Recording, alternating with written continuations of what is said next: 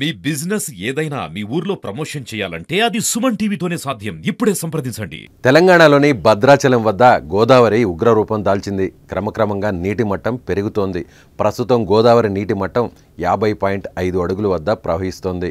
ఎగువ ప్రాంతాల నుంచి వస్తున్న వరద నీటితో పాటు దిగువ ప్రాంతంలో ఉన్న శబరి నది పోటెత్తడంతో భద్రాచలం వద్ద నీటి మట్టం పెరుగుతోంది. 48 అడుగులు దాటిన తర్వాత అధికారులు రెండో ప్రమాద హెచ్చరిక జారీ చేశారు. గత 2 రోజుల నుంచి వేగంగా పెరుగుతున్న గోదావరి నీటి మట్టం 50.5 అడుగుల వద్దకు చేరి నిలకడగా ప్రవహిస్తోంది. నీటి మట్టం 53 అడుగులు దాటితే మూడో ప్రమాద హెచ్చరిక జారీ చేయనున్నారు. గోదావరి నీటి మట్టం పెరగడంతో స్నానఘట్టాల ప్రాంతం వద్ద వరద ఉధృతి పెరిగింది. కళ్యాణకట్ట వద్దకు వరద నీరు చేరడంతో భక్తులను నది వద్దకు అనుమతించడం లేదు. భద్రాచలం దిగువన ఉన్న రహదారులపైకి వరద నీరు చేరడంతో విలీన మండలాలకు రాకపోకలు నిలిచిపోయాయి.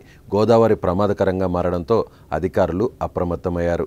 నదిలోకి చేపలు పట్టేందుకు ఎవరిని అనుమతించడం లేదు. ముప్పునకు అవకాశం ఉన్న గ్రామాల్లో ప్రజలు అప్రమత్తం చేశారు. అవసరమైతే వారిని తరలించేందుకు ఏర్పాట్లపై దృష్టి సారిస్తున్నారు.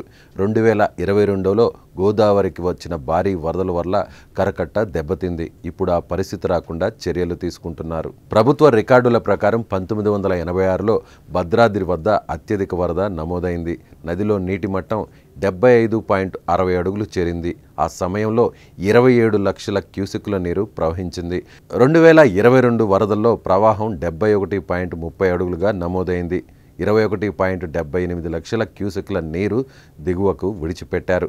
ప్రస్తుతం ఆ స్థాయిలో ప్రమాదం లేకపోయినా అధికార యంత్రాంగం ముందు జాగ్రత్త చర్యల్లో నిమగ్నమైంది. ఉన్నతాధికారులు ఎప్పటికప్పుడు పరిస్థితిని సమీక్షిస్తున్నారు.